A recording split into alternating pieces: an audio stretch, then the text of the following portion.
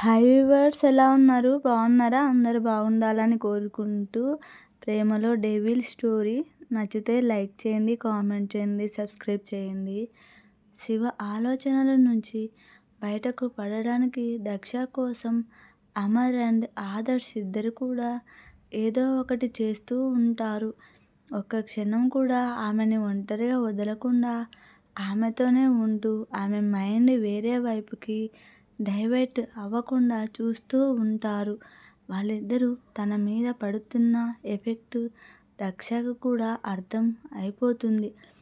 అదేంటంటే శివ చేసిన తప్పుకి వాళ్ళని బాధ పెట్టడం కరెక్ట్ కాదు అని, అండ్ అది కాకుండా తను కూడా జరిగిన దాని నుంచి డైవర్ట్ అవ్వాలి అనుకుంటుంది. ఆదర్శ్ తనని ఒక కూతురు లాగే పెంచాడు. అలాంటి తన అన్నయ్యని బాధ పెట్టడం తనకిష్టం లేదు. అండ్ అమరు చెప్పినట్టు అర్హత లేని వాళ్ళ కోసం ఆలోచించి తను కూడా బాధపడాలి అనుకోవడం లేదు. సో అలా అలా రోజులు గడుస్తూ ఉంటాయి. 1 వీక్ తర్వాత దక్ష ఆల్మోస్ట్ మళ్ళీ నార్మల్గా మారిపోయి ఉంటుంది. ఆదర్శ్ ఆమెకి తినిపిస్తూ ఉంటాడు. నాకు ఇంకా వద్దు అన్నయ్య, నాకు కడుపు నిండిపోయింది. ఇలా అయితే నేను లావ్ అయిపోతాను. ఏం పర్లేదు బేబీ, నువ్వు హ్యాపీగా తిను అని ఇంకా ఇంకా తినిపిస్తూ ఉంటాడు ఆదర్శ్. అప్పుడే అక్కడికి వచ్చిన అమర్ వైపు చూస్తూ, శక్తిమాన్ చూడు అన్నయ్య ఎలా బిహేవ్ చేస్తున్నాడు, చిన్న పిల్లాడిలాగా, నువ్వే నన్ను కాపాడు అని అంటుంది దక్ష. ఆ మాటకి దగ్గరికి వెళ్ళి దక్ష చెయ్యి పట్టుకొని సోఫాలో నుంచి పైకి లేపి ప్యాకెట్ నుంచి కర్చీఫ్ తీసి ఫేస్ అంతా అంటుకున్న ఫుడ్ క్లీన్ చేస్తూ అమాయకమైన దక్ష ఫేస్ వైపు చూస్తూ ఉంటాడు.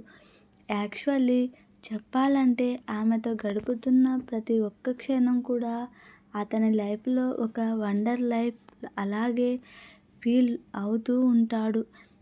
అమర్ అప్పుడే దక్ష అని పిలిచిన వాయిస్కి వెంటనే వెనక్కి తిరిగి చూస్తుంది. ఆమెకి 10 అడుగులు దూరంలో నిలబడి ఉంటుంది అనన్య. ఆమెను చూసిన దక్ష కొన్ని క్షణాలు ఫ్రీజ్ అయిపోతుంది. ఎందుకంటే 1.5 ఇయర్ తర్వాత ఆమెని చూస్తుంది కాబట్టి. ఇప్పుడు అంత బాగుండాలి. అండ్ అనన్య ఆదర్శ్ లవ్ చేసుకున్న విషయం ఆమెకు తెలుసు కాబట్టి అనన్యని తన వదిన ఎప్పుడో ఫిక్స్ చేసుకుంది దక్ష. వాళ్ళిద్దరూ చాలా త్వరలో పెళ్ళి కూడా చేసుకుంటారు అనుకుంది. కానీ సడన్గా అనన్య మాయమైపోయింది. 2-3 టైమ్స్ తన అన్నయ్యకి అడిగింది. బట్ అడిగిన ప్రతిసారి కూడా ఆదర్శ్ మాట చేసేవాడు. అండ్ 1 ఇయర్ తర్వాత శివ నోటి నుంచి తను తెలుసుకున్న విషయం ఏంటంటే అనన్య ఇంకా ఈ లోకంలో లేదు అని. ఇప్పుడు తను చాలా బాధపడింది. ఎందుకంటే ఆదర్శ్తో పాటు అనన్య కూడా తనని చాలా ప్రేమగా చూసుకునేవారు.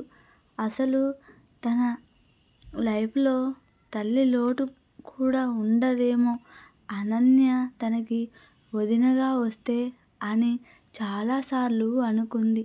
అలాంటి అనన్య చనిపోయిందంటే అది నిజంగా తనకి ఒకలాంటి నరకం. కానీ శివ టార్చర్ వల్ల ఆ నరకం ఈ నరకం 2 మిక్స్ అయిపోయేది. వాళ్ళు పెళ్లి రోజు శివ ఇచ్చిన షాక్కి ఆ టైంలో అనన్య బ్రతికే ఉంది అనే విషయం తన మైండ్ రిసీవ్ చేసుకోలేకపోయింది. అసలు నిజంగా అది నిజమా అబద్ధమా అని కూడా తనకి తెలియదు కాబట్టి ఇన్ని రోజులు అనన్య గురించి తను ఆలోచించలేకపోయింది. కానీ ఇప్పుడు అనన్యనే తనకి ఎదురుగా చూస్తూ ఉంటే దక్ష కంట్లో కన్నీళ్ళు చేరుతాయి.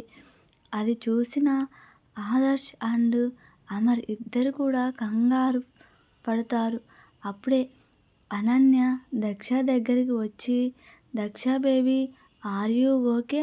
ఒకవేళ నేను ఇక్కడికి రావడం నీకు నచ్చకపోతే నేను వచ్చాను. నువ్వు ఏడుస్తూ ఉంటే నేను ఇక్కడి నుంచి వెళ్ళిపోతాను. అంతేకాని నువ్వు ఏడవకు బేబీ అని అంటున్న అనన్య వైపు చూస్తూనే 2 అడుగుల్లో ఆమెని చేరి గట్టిగా హగ్గు చేసుకుంటుంది దక్ష. ఆమె అలా చెయ్యగానే అందరూ కూడా షాక్ అయిపోతారు. దక్ష అలాగే హగ్గు చేసుకొని ఏడుస్తూ I hate you, I hate you so much. ఇలా ఎప్పుడైనా ఎవరైనా చేశారా వదినా? అసలు ఎన్ని నెలలు నా దగ్గరికి రాకుండా ఇంత దూరంగా ఎక్కడికి వెళ్ళిపోయావు? నన్ను వదిలి అసలు ఎందుకు చేశావు ఇలా? నువ్వు లేని టైంలో నేను ఎంత ఒంటరిగా అయిపోయానో తెలుసా అని ఆమె అనగానే అనన్య కంట్లో కన్నీళ్లతో పాటు ఫేస్ మీద చిన్న స్మైల్ కూడా వచ్చి చేరుతుంది. దక్ష కళ్ళల్లో చేతిని పోనిచ్చి నెమురుతూ బేబీ ప్లీజ్ కమ్ డౌన్. ఇలా ఎవరైనా ఏడుస్తారా? నేను బాగున్నాను అండ్ నీకు ఎదురుగా ఉన్నాను. నాకేం కాలేదు చూడు అని ఆమె అనగానే ఏడుపు ఆపి ఆమె వైపు చూస్తుంది. నీకు కొన్ని నెలలు దూరంగా ఉండాలని నా డెస్టినీలో రాసిపెట్టి ఉంది దక్ష. ఏదైతే ముందే దేవుడు రాసిపెట్టి ఉంది దక్ష. ఏదైతే ముందే దేవుడు రాసిపెట్టి ఉంటాడో అది ఖచ్చితంగా జరిగి తీరుతుంది. లేదంటే నేను ఎప్పుడు కూడా నిన్ను ఒంటరిగా వదిలే అసలు వెళ్ళేదాన్నే కాదు. అసలు నేను నువ్వు లేకుండా ఉండగలనా చెప్పు అని అడుగుతుంది అనన్య. లేదు, నువ్వు నన్ను వదిలి ఎక్కడికి వెళ్ళేదానివి కాదు. బట్ ఇప్పుడు వచ్చావు కాబట్టి ఇంకెప్పుడు వెళ్ళకు సరేనా అని ఆమె చెయ్యి పట్టుకొని అక్కడే సోఫాలో కూర్చోబెట్టి పక్కన కూర్చొని ఆమెతో మాటల్లో పడుతుంది దక్ష. మిగిలిన వాళ్ళు కూడా అక్కడే కూర్చుంటారు. దక్ష నవ్వుతూ హ్యాపీగా ఉండడం చూసి రామప్రభ గారు అండ్ అమర్ కూడా చాలా హ్యాపీగా ఫీల్ అవుతారు. కానీ ఆదర్శ్ మాత్రం దక్ష అండ్ అనన్య వైపు చూస్తూ ఉంటాడు. అతని మైండ్లో ఏవేవో రన్ అవుతూ ఉంటుంది.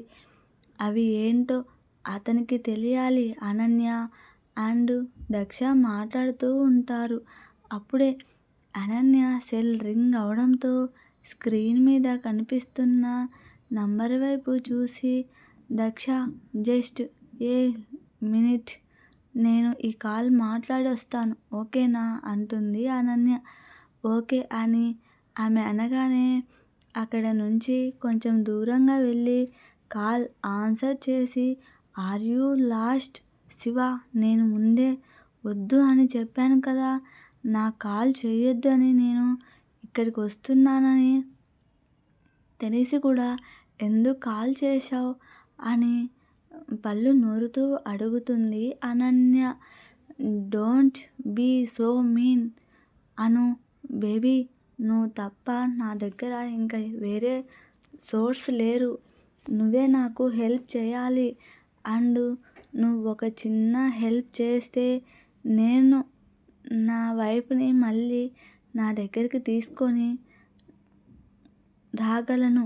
అది కాకుండా నువ్వు మర్చిపోతున్న విషయం ఏంటంటే నీ కోసం అండ్ నీ మీద నాకు ఉన్న లవ్ వల్లే నువ్వు ఇంకా లేవు అని ఆ కోపం పగతో నేను నా వైఫ్కి అంత టార్చర్ చేశాను. అండ్ ఇప్పుడు నువ్వే నాకు హెల్ప్ చేయాలి ఓకే అని అంటాడు శివ. ఆ మాటకి ఒక ఐబ్రో పైకి లేపి, నేను చెప్పలేదు కదా నువ్వు ఇలా ఒక అమాయకురాలిని ఎంత టార్చర్ చెయ్యమని. అయినా నేను పోతే పోయాను. నీ నీ లైఫ్ నువ్వు చూసుకోవాల్సింది కదా, ఎందుకు ఇదంతా చేశావు? అండ్ యూ నో వాట్, జరిగిందంతా కూడా నువ్వు నీ చేతులారా అన్నీ స్మాష్ చేశావు. అండ్ ఇప్పుడు అంత ఈజీగా అండ్ అంత త్వరగా అవన్నీ సెట్ అవుతుంది అని నాకు అనిపించడం లేదు. ఏం జరుగుతుంది అండ్ ఏం జరగదు అవన్నీ నువ్వు నా మీద వదిలేయి. నువ్వు జస్ట్ నా కోసం ఒక పని చెయ్యి. నీకు ఒక లొకేషన్ పంపిస్తున్నాను. ఎలాగైనా వైఫ్ని తీసుకొని అక్కడికి రా. ఓన్లీ అండ్ ఓన్లీ వైఫ్కి తీసుకొని మాత్రమే రా. తన అన్నని తీసుకొని రావద్దు అని అంటాడు శివ. ఆ మాటకి కళ్ళు పెద్దగా చేసి, what are you out of your mind? How can I? Ananya మాట పూర్తి రాకముందే, అవన్నీ నాకు తెలియదు. బట్ ఈరోజు ఈవినింగ్ ఎగ్జాక్ట్ 5కి నా వైఫ్ నా కళ్ళ ముందు ఉండాలి. అండ్ నువ్వే తీసుకొని వస్తున్నావు అంతే అని అనన్య మాట వినకుండా కాల్ కట్ చేస్తాడు శివ. అనన్యకి శివ మాటలు విని చాలా టెన్షన్గా ఉంటుంది. ఆమె ఫేస్ ఎక్స్ప్రెషన్లో కూడా చాలా క్లియర్గా కనిపిస్తూ ఉంటుంది. ఆదర్శ్ ఆమె వైపు చాలా డీప్గా చూస్తూ ఉంటాడు. ఫస్ట్ నుంచి ఇప్పటి వరకు ఆమె మాట్లాడుతున్న అంతసేపు ఆమె వైపే చూస్తూ నిమిషానికి ఒక్కసారి మారుతున్న అనన్య ఎక్స్ప్రెషన్స్ అన్నీ గమనిస్తూ ఉన్న ఆదర్శ్ మైండ్ అంతా ఏవేవో రన్ అవుతూ ఉంటాయి. ఈవినింగ్ అనన్య అండ్ దక్ష బెడ్రూమ్లో ఉంటారు. దక్ష వాష్రూమ్లో ఫ్రెష్ అవుతూ ఉంటుంది. అండ్ అనన్య బెడ్ మీద కూర్చొని చేతులు రెండు నలిపేసుకుంటూ ఏదేదో ఆలోచిస్తూ ఉంటుంది. ఆమెకు అర్థం కావడం లేదు అసలు దక్షని బయటకి ఎలా తీసుకొని వెళ్ళాలో. ఇక్కడ అన్నిటికన్నా ప్రాబ్లం ఆదర్శ్ మాత్రమే. ఒకవేళ ఆదర్శ్ పర్మిషన్ కోసం అతని దగ్గరికి వెళ్ళినా కూడా దక్షని తనతో ఒంటరిగా పంపిస్తాడు అనే నమ్మకం కూడా లేదు. ఇప్పుడు నేను ఏం చేయాలి అని ఆలోచిస్తూ ఉంటుంది. అప్పుడే అమర్ రూమ్ లోపలికి ఎంటర్ అవుతూ దక్షని ఇంకా ఏదో అనే టైంకి అతని చూపులు బెడ్ మీద ఉన్న అనన్య వైపుకి వెళ్తాయి. వెనక్కి తిరిగి అతని వైపు చూస్తూ దక్ష వాష్రూమ్లో ఉంది అనే టైంకి దక్ష కూడా అప్పుడే బయటకి రావడంతో చిన్న స్మైల్తో ఆమె వైపు చూసి, నేను ఒక స్పెషల్ సిరీస్ సెలెక్ట్ చేశాను. నువ్వు వస్తే నేను అన్నీ రెడీ చేశాను. హ్యాపీగా హోమ్ థియేటర్లో చూద్దాం. అండ్ ఆల్సో పాప్కార్న్ కూడా రెడీగా ఉన్నాయి అని అంటాడు. ఆ మాటకి నో నో, దక్ష ఇప్పుడు ఎక్కడికి రాదు, తన నాతో ఉంటుంది అని అంటుంది. ఆ మాటకి ఇద్దరు కూడా ఆమె వైపు చూడడంతో, ఐ మీన్ మీరు ప్లీజ్ మీ ప్లాన్ ఇంకెప్పుడైనా చూసుకోండి.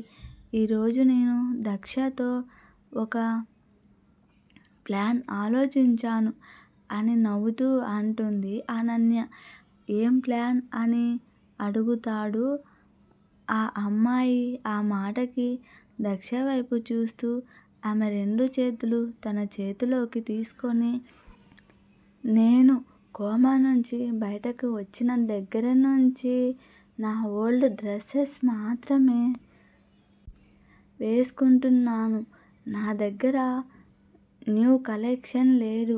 అందుకే మనం షాపింగ్కి వెళ్దామని నేను డిసైడ్ అయ్యాను. షాపింగ్కి వెళ్ళి ఆ తర్వాత బయట ఫాస్ట్ ఫుడ్ తిందాం అని అంటుంది అనన్య. దక్ష ఏదో అనే టైంకి అప్పుడే అక్కడికి వచ్చిన ఆదర్శ్, నా బేబీ ఎక్కడికి కూడా బయటకి రాదు అని బేస్ వాయిస్తో అంటాడు. నెక్స్ట్ ఎపిసోడ్ ఏం జరగబోతుందో మళ్ళీ కలుద్దాం. ప్లీజ్ ఒక సబ్స్క్రైబ్ అండి, లైక్ అండి, కామెంట్ అండి.